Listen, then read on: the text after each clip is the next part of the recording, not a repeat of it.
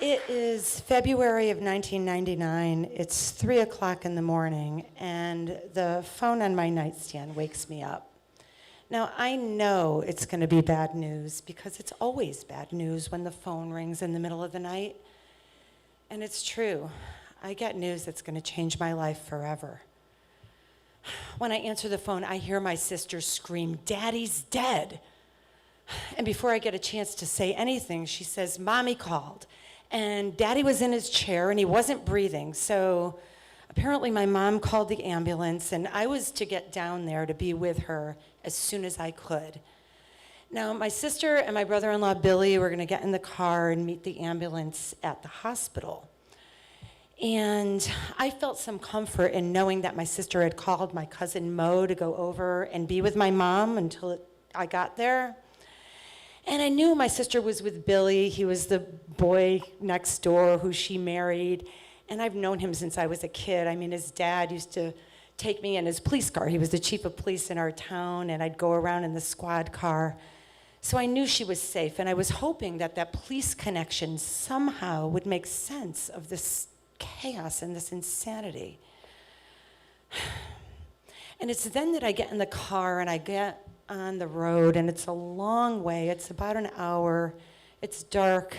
And I think maybe it's good that he died. You know, he had Alzheimer's, and the doctors said that he would soon forget my name, and soon after that, he'd forget how to eat and die a sad death.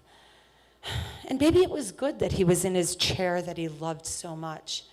But then I realized that I never got a chance to say goodbye to him. And I start to cry, and I start to beg, and I actually say the words, "God, please, if there is a way for this not to be true, let it be."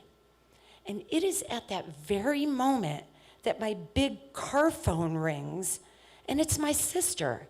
It's garbled, though. I can hardly hear her, but I do make out the words. It's not Daddy. Go home. And then the phone goes dead. Now, I have led a very good life up to this point, but I cannot command God. This is not biblical times. And so I pull over. I go to a 7-Eleven and I call my parents' number, and my mother answered, and she's happy. And she's awake, and I said, "Mom, what are you doing?" And she said, "Me and Daddy are here. We're having coffee with Mo." So apparently earlier, my cousin Mo comes to this dark house, knocks on the door. My father, Mo, plays it cool and says, "I'm here for coffee." And of course, like, we're these insane, insomniac Italian people who do actually stop over and drink coffee at 4 o'clock in the morning. So my parents let her in, they believe her. And I said, "Mom, I just called you because I couldn't sleep." And she believes me too.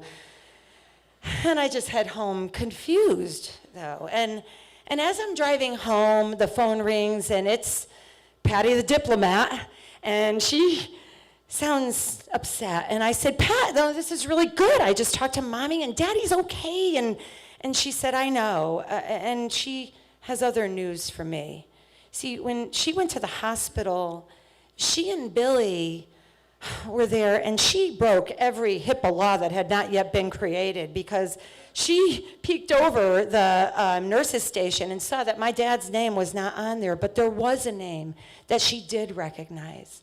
And she had to turn around, and she had to tell Billy that it was his dad in the ambulance that night.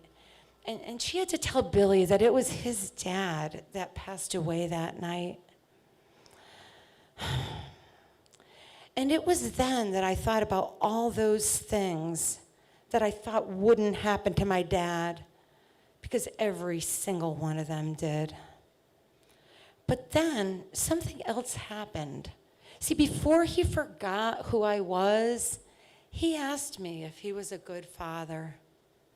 And I told him that 1 year with him was better than a lifetime with anyone else.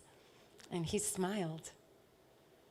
And then after he forgot who I was, and before he forgot how to speak, he started to hallucinate.